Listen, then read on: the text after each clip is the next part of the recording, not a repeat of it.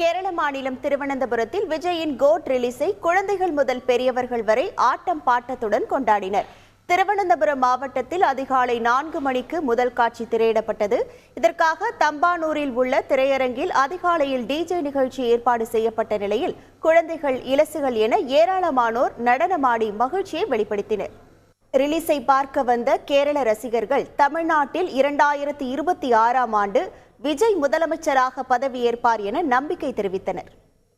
அடுத்த 2026 நாங்க வெயிட் பண்ணிட்டு இருக்கோம்.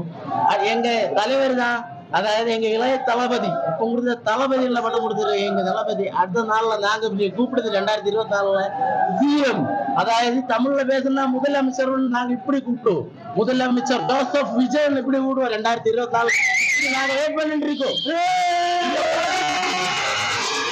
വൻ വിജയമായി മാറും ഈ പടം. ഒരു രക്ഷയില്ല. ലിയോയെക്കാളും